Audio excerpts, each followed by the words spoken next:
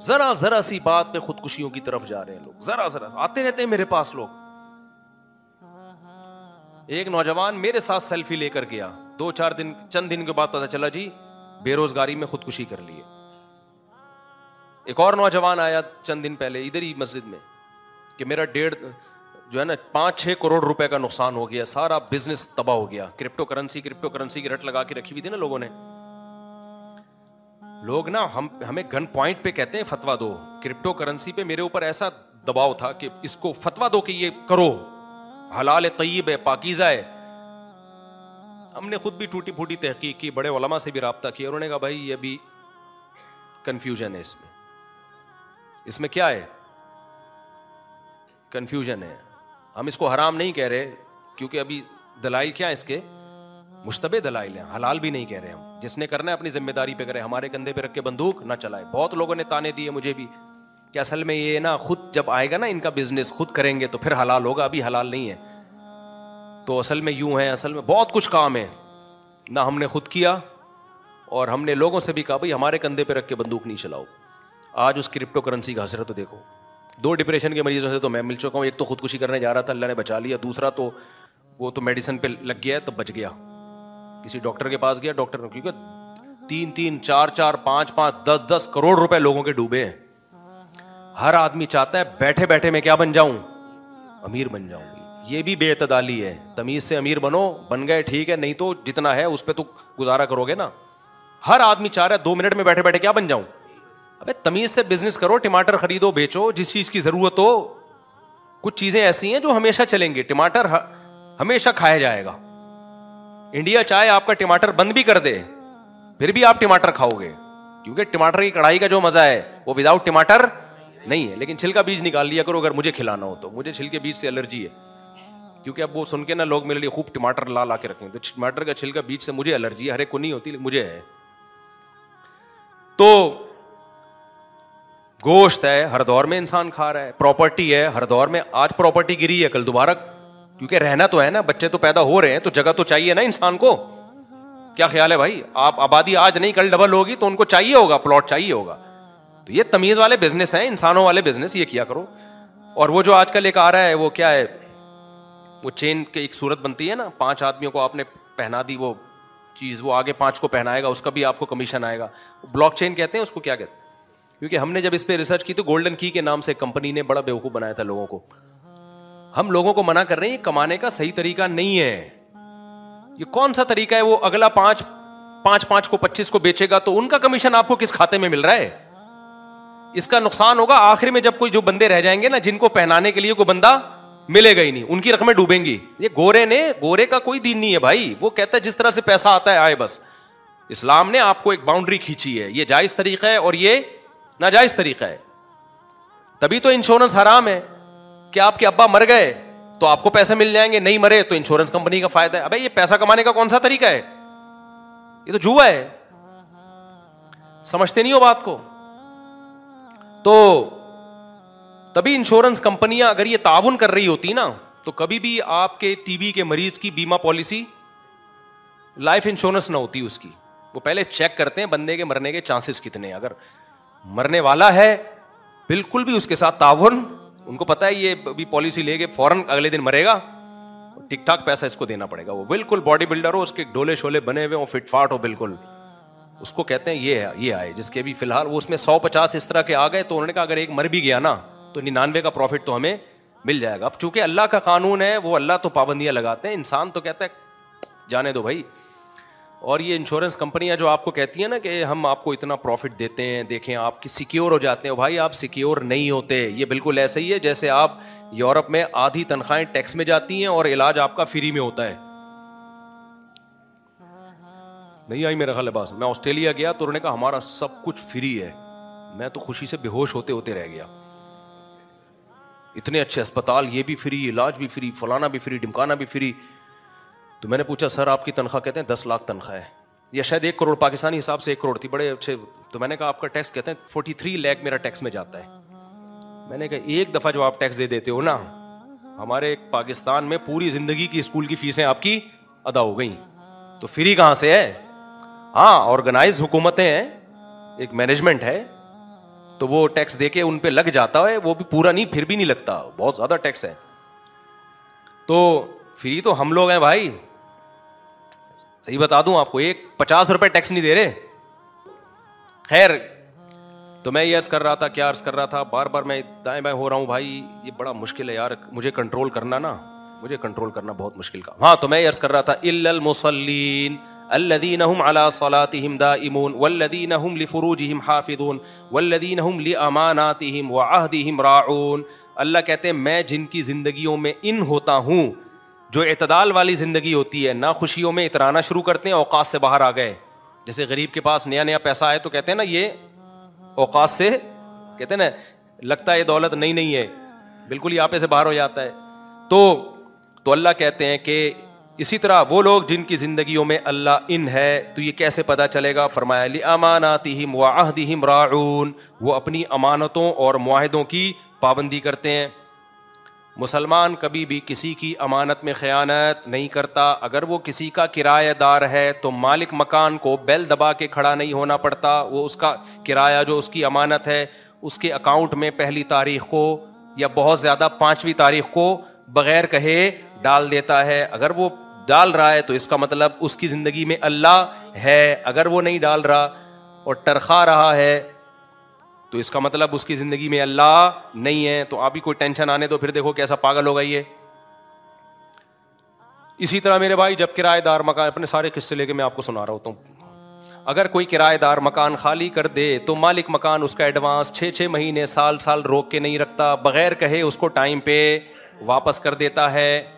اگر واپس کر رہا ہے اس کا مطلب یہ مالک مکان انسان کا بچہ ہے.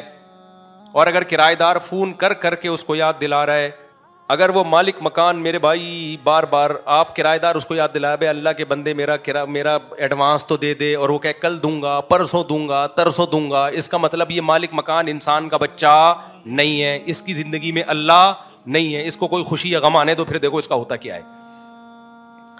پیسوں میں میرے بھائی آج کل نمازی بھائی بھی ہمارے ماشاءاللہ بڑے معاملات خراب چل رہے ہیں. تو وہ جو میں بتا رہا تھا نا 5-6 کروڑ کا نقصان کر کے آیا, خودکشی بیچارہ کرنے والا تھا, تو میں نے اس کو سمجھایا مت کر. کہہ رہے میں کیا کروں, میں شادی شدہ ہوں, اب میں کرپٹو کرنسی میں بڑھ گیا, میں پیسہ برباد ہو گیا میرا.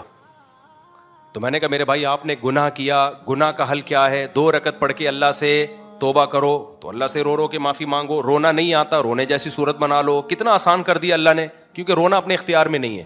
ہاں, کچھ لوگ ہیں جن کے اختیار میں ہے, جب چاہیں بٹن دبائیں رونا شروع کر دیں گے. ٹی وی پہ آتے ہیں نا, شب برات پہ رو رہے ہیں, اس کے بعد ہنس رہے ہیں. وہ پتہ نہیں ان کو اللہ نے کیا صلاحیتیں دی ہیں. تو وہ ایکٹر لوگ ہوتے ہیں, مذہبی ایکٹر بھی بہت ہیں دنیا میں, سیاسی ایکٹر بھی بہت ہیں. بعض دفعہ جس نے مارا ہوتا ہے وہی رو رہا ہوتا ہے سب سے زیادہ جنازے میں.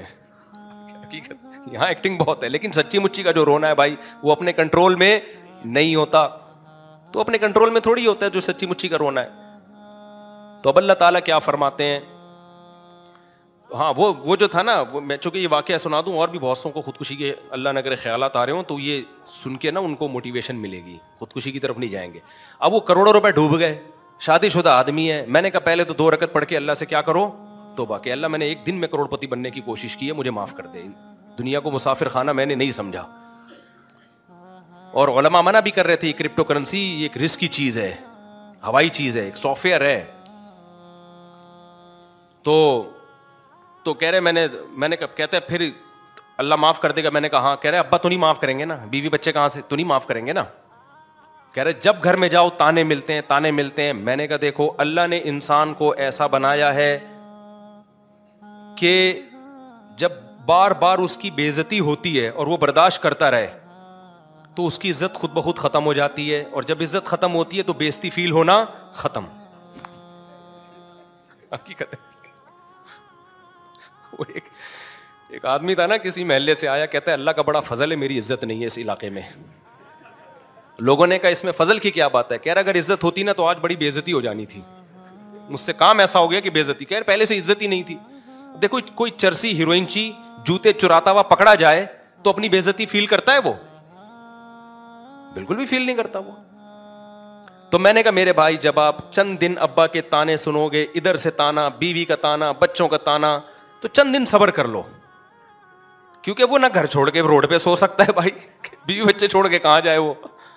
تو میں نے کہا تھوڑے دنوں میں یہ ہوگا کہ آپ کو بےزتی فیل ہونا, بےزتی ہوگی, فیل نہیں ہوگی, صحیح ہوگی مگر فیل اتنا خوش ہوا نا, صحیح بات, ایسا خوش ہوا مجھے لگا اس کے چہرے پہ باہر آ گئی. میں نے کہا چند دن کی بات, عادت ہو جائے گی, ہر وقت آنے.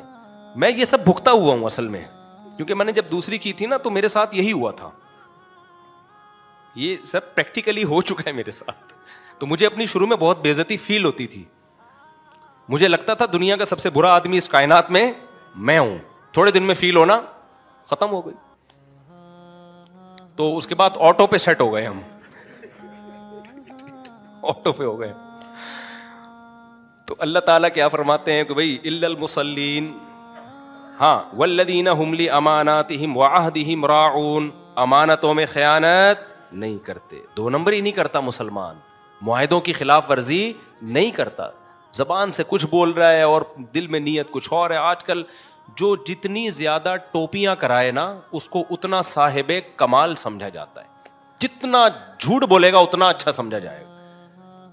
تجارت میں تو اب اعتماد ہی نہیں رہا نا یہاں کی پروڈکٹ. اچھا میرا ایک بیان چلا ہے کہ ہمارے مسالوں پر باہر ملکوں میں پابندی ہے, یہ فیس بک پہ بیان چلا ہے, اس پہ لوگوں نے نیچے کمنٹس کیے ہوئے یہ جھوٹ بول رہے ہیں, ہم نے تو بہت سارے اپنی کمپنیوں کے مسالے دیکھے ہیں. دیکھو جب ایک آدمی اتنے کانفیڈنٹلی کسی ممبر پہ بیٹھ کے دعویٰ کرتا ہے نا تو غلط نہیں کر رہا ہوتا. اگر آپ کو لگ رہا ہے کہ غلط کر رہا ہے تو آپ اس کی بات کو سمجھو, آپ اس کو صفائی کا موقع دو. ایک دم جھوٹ کے الزامات لگا دینا, میری دنیا میں کتنی ٹریولنگ ہوئی ہے تو میں اتنا بڑا جھوٹ بولوں گا کہ ان کمپنیوں کو بدنام کرنے کے لیے.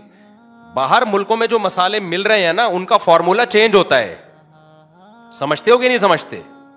تو میں نے یہ نہیں کہا کہ ان کمپنیوں کو پر بین ہے, میں نے یہ کہا ہے کہ یہ والے مسالے باہر ان کمپنیوں کے نہیں مل رہے ہیں, تو فارمولا چینج ہوتا ہے.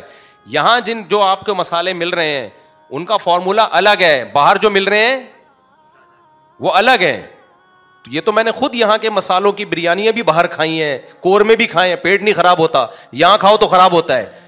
اور یہ تحقیق کی ہے پوری کہ وہ چینج ہیں, کچھ چیزیں یہاں پر ایسی ڈالی جاتی ہیں ذائقہ بڑھانے کے لیے جو آپ کی صحتوں کا بیڑا غرق کرتی ہیں, لیکن ٹیسٹ اس سے گین ہو جاتا ہے تو پبلک پھوڑتی پھاڑتی ہے, کیونکہ وزیر خوراک کا پتہ ہی نہیں وہ مارکیٹ میں ہے کہاں پہ وہ. اور وزیر خوراک اگر بیچارہ آئے گا بھی تو 4 ڈبے اس کو فری میں دے دیں گے مسالوں کے. تو ان وزیر خوراک کے علاوہ کی بات کر رہا ہوں جو بھی موجودہ وزیر خوراک ہیں. تو خیر, تو باہر ملکوں میں مسالے ہیں, پابندی کا مطلب میرا یہ نہیں تھا کہ یہ نام پہ ہی پابندی ہے, یہ میں نے بیان میں یہ دعویٰ نہیں کیا ہے. تو میں لوگوں سے بھی کہتا ہوں کہ تھوڑا سا اخلاقیات کے دائرے میں رہ کے کمنٹس کیا کریں. آپ یہ بول دیں کہ مفتی صاحب کو غلط فہمی ہوئی ہے, بولا جھوٹ بول رہا ہے یہ مولوی, اس طرح کہتا یہ مولوی جھوٹ بول رہا ہے, مجھے کیا جھوٹ بولنے سے ملے گا بھائی, جھوٹ بول رہا ہے یہ مولوی, جھوٹ بول رہا ہے مولوی. یہ مسالے ہیں تو کوالٹی میں فرق ہے, کچھ چیزیں ایسی ڈالی جاتی ہیں جو باہر ملکوں میں پابندی ہیں, تو وہ سارے مسالے اٹھا کے نا کنٹینر سمیت سمندر میں پھینک دیتے ہیں. وہ کہتے ہیں یہ پاکستانیوں کو کھلاؤ, یہ ان کی آنتیں ہی اس تیزاب کو ہضم کر سکتی ہیں, ہماری آنتیں ابھی اس قابل ہوئی نہیں ہیں. تو گند ہے جو ہم لوگ کھاتے ہیں, کھا لیتے ہیں, ہم بھی کھا لیتے ہیں جا کے ہوٹلوں میں, لیکن اس کے فضائل کم از کم نہ سنایا کریں. اور یہ کیوں ہو رہا ہے؟ اس آیت کی مخالفت, لِأَمَانَاتِهِمْ وَعَهْدِهِمْ رَاعُونَ, معاہدوں کی پابندی, امانتوں میں خیانت. جب کوئی بندہ ہوٹل میں کھانا کھانے کے لیے جاتا ہے تو وہ بھی تو ایک آپ پر اعتماد کر کے گیا ہے نا, کیا خیال ہے بھائی؟ تو اس کو اگر آپ صرف ٹیسٹ کے لیے نقصان دہ چیز کھلانا شروع کر دیں تو یہ بھی تو اس کے ساتھ خیانت ہو رہی ہے, وہ آپ پر اعتماد کر کے آیا آپ کے ہوٹل میں. تو یہ خیانت ماشاءاللہ طبیعت سے چل رہی ہے ہماری سوسائٹی میں. تو الا المصلین, یہ میں بتا رہا تھا کہ وہ جب انہوں نے پڑھا نا الا المصلین تو کیسا پیارا کلام ہے. تو خیر جلدی سے بات کو سمیٹ کے ختم کرتا ہوں, وقت ہمارا پورا ہو گیا. کہ بھائی اللہ تعالیٰ نے جو ہمیں دین اور مذہب دیا ہے تو مسلمان کا خوشیوں میں پتہ چلتا ہے اور غم میں. تو میں غم کی بس جلدی سے مثال دے دوں کہ جو میت کی رونمائی کی رسمیں ہوتی ہیں, ناک میں روئی ٹھونسی بھی ہے اس کے, اور اس کے پھر پبلک آ کے لائن لگا کے دیکھ کے جا رہی ہے, یہ غیر مسلموں کا طریقہ ہے. ہمارے نبی صلی اللہ علیہ وسلم اور صحابہ کرام, اور کمال کی بات ہے عربوں میں اب تک بھی یہ طریقہ رائج نہیں. عرب میں بڑے سے بڑے عالم کا انتقال ہو جائے, بادشاہ کا بھی انتقال ہو جائے نا, آرام سے غسل کفن کر کے تمیز سے کیا کر دیتے ہیں, دفنا دیتے. تو اس کو ہلکا لیا کرو موت اور زندگی کو, اس کو بڑھائے. میں نے اپنے بارے میں وصیت کی ہوئی ہے بھائی, میں مروں فوراً غسل کفن دفن, جتنی پبلک آ گئی نہیں آئی کوئی بات نہیں. پبلک اکٹھا کرنے کے چکر میں میت کو لٹانا اور دیر کرنا, اس میں لوگ آ رہے ہیں دیکھ رہے ہیں, یہ غلط طریقہ ہے بھائی. کوئی پہلی دفعہ کوئی نہیں مرا, کوئی ہمارا مرنا کوئی ایسا نہیں ہوگا کہ عظیم عالم اسلام. دنیا میں لفٹ نہیں کراتے لوگ, جب علماء دنیا سے جاتے ہیں عالم اسلام کا ایک ایسا عظیم نقصان کہ اب اس کی قیامت تک امام مہدی بھی تلافی نہیں کر سکتے. کچھ نہیں ہوا بھائی, لوگ آ رہے ہیں مارکیٹ سے کیا کر رہے ہیں, پیدا ہی مرنے کے لیے ہوئے ہیں, نکل لیں گے پتلی گلی سے کسی بھی ٹائم پہ, کیا ہوگا نکل لیں گے. جیسے ہی نکلیں غسل کفن دفن, چلو بھائی دعا پڑھ لی, اللہ تعالیٰ مفتی صاحب کی مغفرت فرمائے. بس یہ دعاؤں کی ضرورت ہے, وہ رو رو کے دعائیں مانگو بھائی. محبت کا تقاضا کیا ہے, طبیعت سے دعائیں مانگو, ساری زندگی مانگو, اس سے پتہ چلے گا.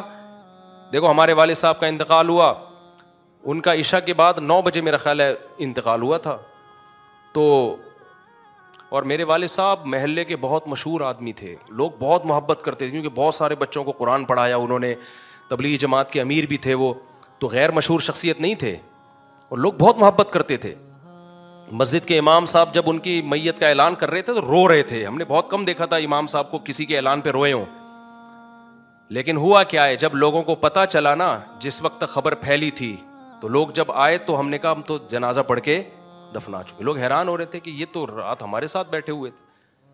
تو اب کوئی کہے گا یہ مفتی صاحب کو اپنے والد سے محبت نہیں, ان کے بچوں کو اپنے والد سے محبت نہیں. بھائی ہمیں شریعت سے محبت پہلے ہے, ابا سے بعد میں. پھر دعائیں کرتے ہیں, اللہ کا شکر ہے مجھے نہیں یاد پڑتا کبھی دعا کے لیے ہاتھ اٹھائیں اور اپنے والدین کے لیے دعا نہ مانگی ہو. ہم نے کوشش کرتے ہیں دل سے ان کے لیے زندگی بھر. وہ محبت کا اس سے پتہ چلتا ہے, شو بازیوں سے محبت کا پتہ, ناٹک اور جو ڈرامے چل رہے ہیں آج کل, ہا ہو یہ یوں عجیب تماشے چل رہے ہیں, پھر وہ دیگوں پہ دیگیں. کل کسی نے ٹک ٹاک پہ ایک بڑی بہترین ویڈیو بھیجی میت کی دیگ پہ نا, کہ اس کا بھائی مر گیا اور بریانی کھا رہا ہے اور رو رہا ہے. بریانی بڑی مزے کی تھی, سمجھ میں نہیں آ رہا اس کو کہ روؤں کہ میں ہنسوں. تو میں نے وہ بہت پھیلائی لوگوں کو, میں نے کہا یار بالکل صحیح نقشہ کھینچا ہے. دیگوں پہ دیگیں, ڈھکن کی کیسی آوازیں آ رہی ہوتی ہیں. ایک جگہ ہم نے دیکھا میت ہوئی ہے, وہ انتقال ہو گیا, ان کا رو رہے ہیں. شام کو میں گیا ہوں تو ڈھکن کی آوازیں آنی, دیکھ کے ڈھکن کا اپنا لطف ہے, ڈڑنگ کر کے ہٹتا ہے نا جب وہ ڈھکن, کیسا مزہ آتا ہے قورمے اور بریانی کی دیکھ کا, وہ اپنا لک ہے. وہ گورے اس سے محروم ہیں, ڈڑنگ کر کے نا. تو پھر بات چلی بھائی اس میں 2 بوٹیاں اور ڈال کے لا. میں نے کہا دوپہر یہاں چیخ و پکار کی آوازیں آ رہی تھی اور رات کو کیا منظر ہو رہا ہے. ایسی خوشبو آ رہی تھی کہ دل چاہ رہا تھا 2-4 اور بھی جنازے ہو جائیں تو کتنا اچھا ہو جائے گا. تو اللہ ہماری حفاظت فرمائے بھائی. یہ چیزیں ہم کہاں سے سیکھتے ہیں, یہ غیر